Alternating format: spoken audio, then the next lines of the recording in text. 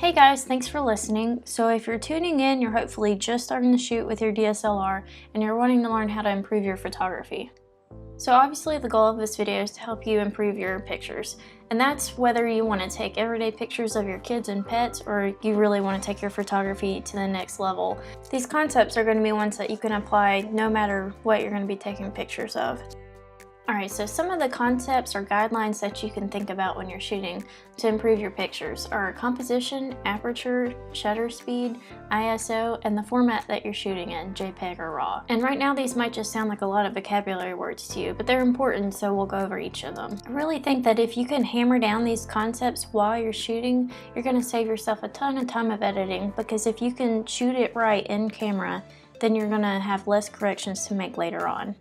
So first we have composition, and that's how you're framing your image and how your subject's arranged. And obviously the goal of composition is to get the most visually pleasing image, but that's easier said than done. There are some techniques you can use to improve your composition, and if you've taken any kind of art class, you might have heard of these, like rule of thirds, using leading lines, removing distractions, and using your surroundings. Rule of thirds essentially just moves your subject out of the dead center of your image. If you can imagine a grid made of 2 horizontal and 2 vertical lines, using rule of thirds, you place your subject where these lines intersect. By moving your subject out of the center of your image, it creates balance in your composition and it's just more visually pleasing. Here's an example where I've used rule of thirds. You can see that Autumn and Jared are towards the right side of the composition, but you can still see the background and the scenery. I think using rule of thirds here is a nice balance between the subject, the people, and the background. I think it's important to note that I don't use rule of thirds every time I take a picture. If I'm somewhere with a really symmetric background, I might place my subject right in the middle of the image. Leading lines in any form of art tell your eyes where to go.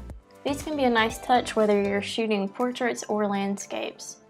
If you're shooting portraits, you could use leading lines through a staircase or a road in the background. Next we have removing distractions. And this sounds pretty simple, but it can make a huge impact on your pictures. Removing distractions from your composition really isolates your subject and tells the viewer what's important. And what I mean by distractions is any clutter or random objects in your background. Sometimes I run into this problem if I'm shooting in a public place, specifically with trash cans. They're everywhere. And it's so easy to overlook when you're shooting, and then when you import your photos ready to edit and you see this trash can in every single shot, it's a hard lesson learned that it's easier just to take the time when you start shooting, take a look around your surroundings, and find any potential distractions. To avoid this, if it's something that you can physically move, just go ahead and move it, but sometimes that's not always possible.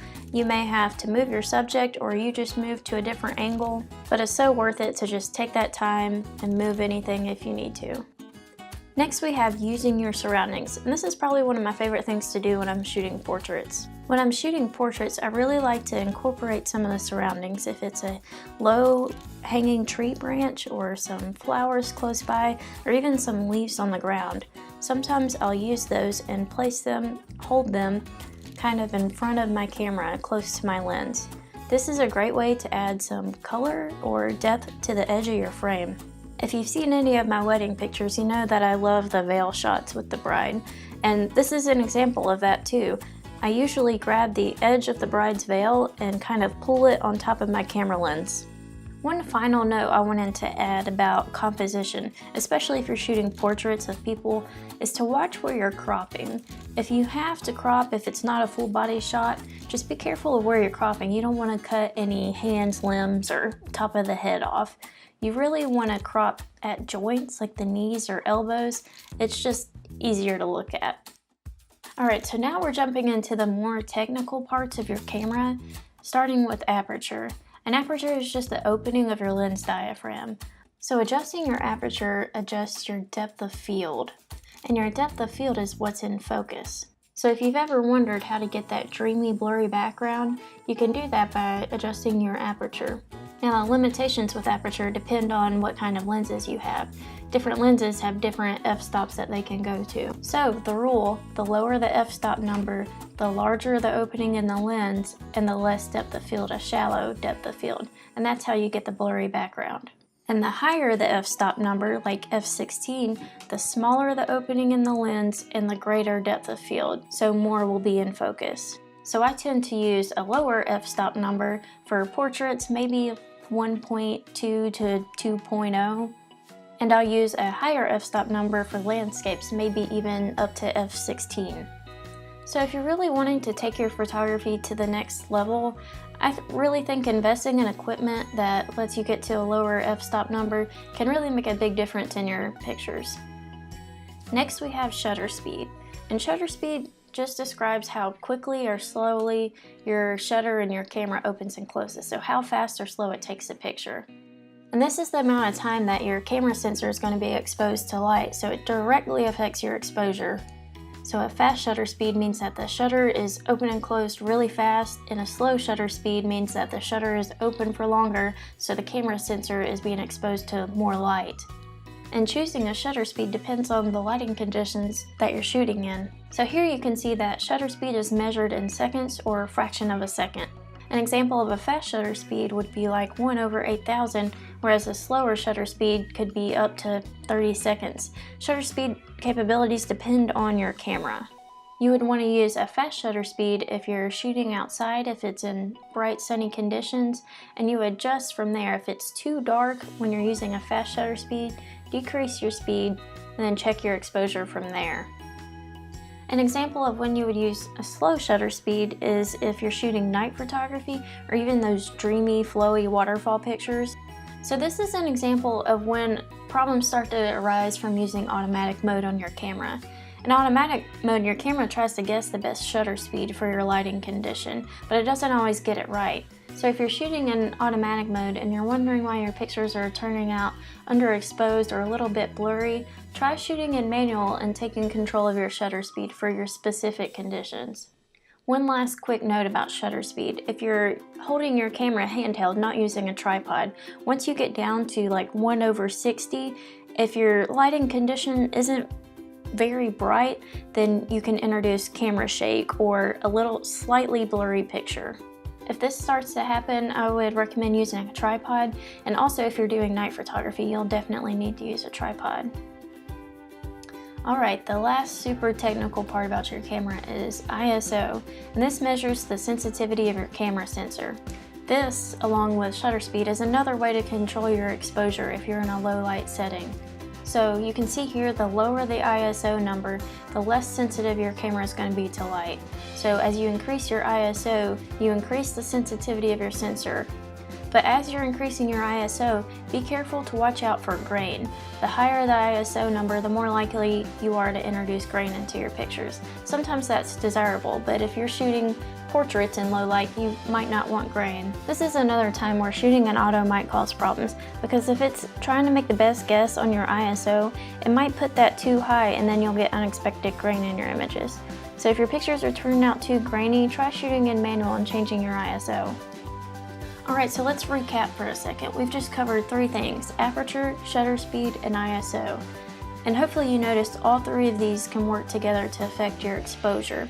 Once you get the hang of how the three of these work together to affect your picture, you really take control. And when you're practicing these and learning how they work, I really recommend shooting in manual to see the direct effect they have on your pictures. One thing to think about is that your exposure should be high enough to see your subject, but not too exposed to where you're losing detail. And this is true when you're editing too, one thing to watch out for, but I'll get into that in another video. Alright, and finally the format that you're shooting in. By format, I mean what kind of file, JPEG or RAW, or you can save as a JPEG and RAW. Choosing the format that you're going to shooting in changes the quality and detail of your pictures. If you're editing pictures and your file size seems to be too small to where every edit that you make causes grain in your image, you might want to reconsider what format you're shooting in. So what is the difference between JPEG and RAW? So here's a little comparison chart. With a JPEG file, your camera in-camera processes the image to adjust blacks, contrast, brightness, noise, and sharpening, and compresses the file as a JPEG. So it might look better straight out of the camera than a RAW file, but when you use a compressed file, you're losing so much detail of the original image. If you're shooting everyday stuff like your kids and pets, JPEG might not be a bad idea for you if you don't want to spend time post-processing and editing. RAW files are not compressed images, so they retain more information and detail. RAW files do have to be post-processed and converted into a JPEG in the end if you want to be able to print or share on social media. You can convert to JPEG in Photoshop or Lightroom. So some pros and cons of both. With JPEG, it's a smaller file size, so it doesn't take up as much memory on your computer, and it's processed in camera, so you could take a JPEG file straight off your memory card and it's ready to print and share. The downside of JPEG though is there's not much room to make changes after it's processed. Say you shoot a JPEG file and you need to adjust the exposure, increase the exposure. Using JPEG, you're more likely going to introduce grain when you're making changes. A RAW file is a lot bigger file size because it's not compressed, but it retains so much more information and there's so much more room to make changes to color, exposure. I shoot in RAW just because I want to retain that detail and quality, and I want that flexibility to make changes later on. So shooting in manual is enough information that it could be its own video, and this one's going long enough, so I'll just try to sell you on the idea of shooting in manual. When you're using automatic mode, your camera's just trying to make the best guesses for the situation, and it doesn't always get it right. So if your images are turning out underexposed to grainy, then you might want to consider shooting in manual and taking that control over your pictures. And really, shooting in manual is all about your aperture, shutter speed, and ISO.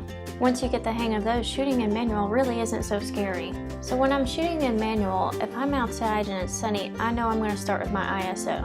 I'm going to set that at 100 because I don't want my sensor being really sensitive to light if it's really bright. And then I'm going to set my aperture, because if I'm shooting portraits, I generally know what kind of depth of field I want.